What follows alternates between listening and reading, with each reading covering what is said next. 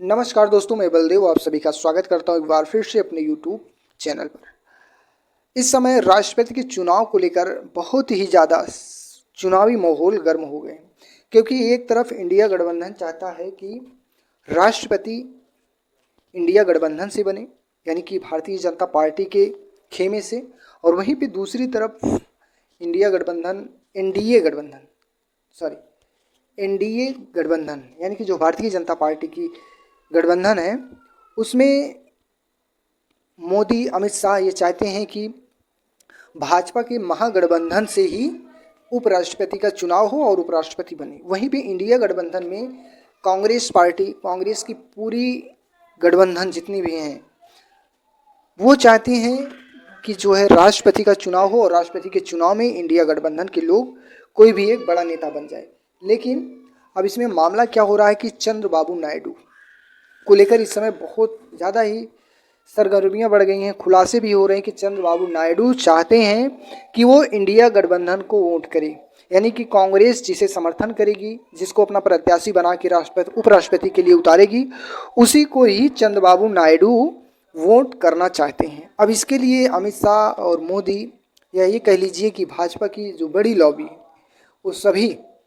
ये चाहते हैं कि चंद्रबाबू नायडू किसी भी हाल पर, किसी भी कीमत पर उपराष्ट्रपति के चुनाव में फिस लेना, क्योंकि लगभग 18 वोट जो है 16 लोकसभा और 2 राज्यसभा सांसद के जो वोटर हैं वो चंद्रबाबू नायडू के पास हैं। अब चंद्रबाबू नायडू इसके लिए जो कहा जा रहा है कि 5,000 करोड़ की डील होगी,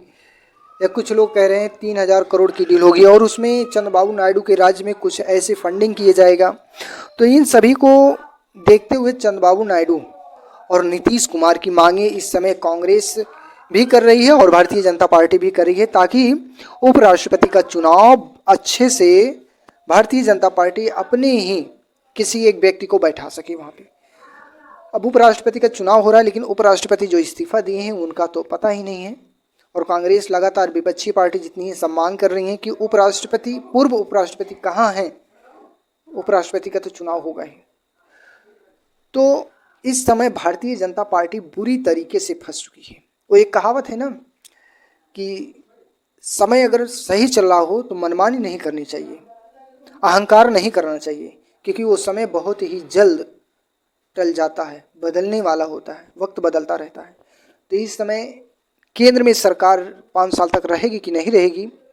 लगता तो नहीं है कि रहेगी, लेकिन जितने भी बड़े पद हैं, चाहे वो राष्ट्रपति के पद हों, चाहे वो उपराष्ट्रपति के पद हों, अब धीरे धीरे करके अहंकार से दूर होती हुई नजर दिख आ रही है। तो चंद्रबाबू नायडू अगर भारतीय जनता पार्टी के पक्ष में वोट नहीं देंगे उपराष्ट्रपति के चुनाव के लिए, तो सीधे से समझ लीजिए कि इंडिया गठबंधन के प्रत्याशी उपराष्ट्रपति बनेंगे। तो इस पर आपकी जो भी राय है, आप अपनी राय दीजिएगा और कमेंट करके जरूर बताइए। चैनल पे पहली बार आए हैं तो चैनल को सब्सक्राइब कीजिएगा। धन्यवाद।